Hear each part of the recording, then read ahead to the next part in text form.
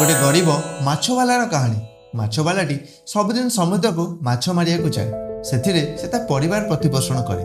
दिने भाग्य को ता जाल रे गोटे अति बड़ और विरल प्रजातिर माछटे पड़िला। माछर मूल्य बजार में लक्षाधिक थिला। यह जानी माछवालाटी बहुत खुशी होगला और भगवान को धन्यवाद जणाइला कि मु मोर सब करज सुझीदेवी। यह भावी खुशी मनरे से घर को फेरु थाए।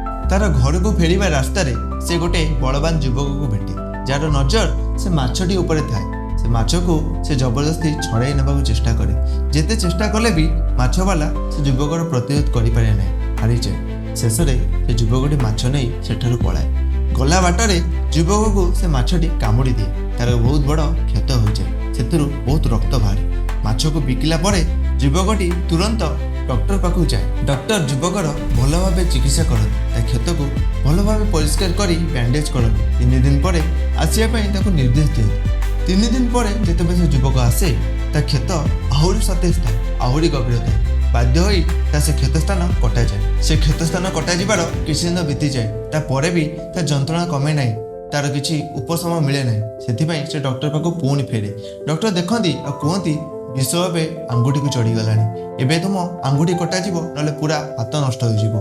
सेथिपाई बाध्य होई ता आंगुठी भी कटा जाए। तापरे भी एमती किछि दिन बीती जाए और तार दर्ज सेमती रहे। देखा जाए से हाथ को विष चढ़ी गलानी। एबे तार पूरा हाथ कटा जिवो। हाथ कटा जिबा कथा शुणी से युवकर किछि मुंड काम कलानी।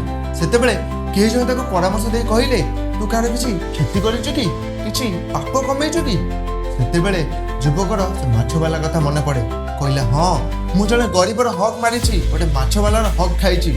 सेतेबेले लोकटी ताको परामर्श दे कहिले जा से माछवाला खोज, ता पाद तले पड़ी ताको भूल मार। से जे ते क्षमा करदेव ताहले तू बंची जीवु। युवकटी बहुत खोजला परे शेष को से माछवाला को पाई जाए। ता पाद तले लंब होई पड़ी जाए और ताको क्षमा मांगिया को लागे। कहे भाई तमे एमती की जादू विद्या की तंत्र मंत्र जानिजो जे आजी मोर एपरी अवस्था हैला, मो हाथ कटिया को जाउची। माछवालाटी बहुत सुंदर उत्तर देला। कहला मु किछि तंत्र विद्या जानि ने भाई, मु बस से दिन हाथ जोड़िनी भगवान को खाली गोटे प्रार्थना कली किए मते ता बल देखैछि और तू तो बहुत बलशाली, तू ताकू तो बल देखा। बस एतिकी ही थिला।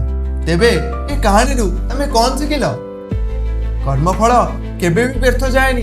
जदि तुमे कहा मन कष्ट देइछो, खार क्षति करिछो, ताले तुमको एई जन्म रे ही सुध मूल सहित फेरिया को पड़े। कथारे कहंती नहीं जेमिति बुणिबो सेमिति काटिबो। जय जगन्नाथ।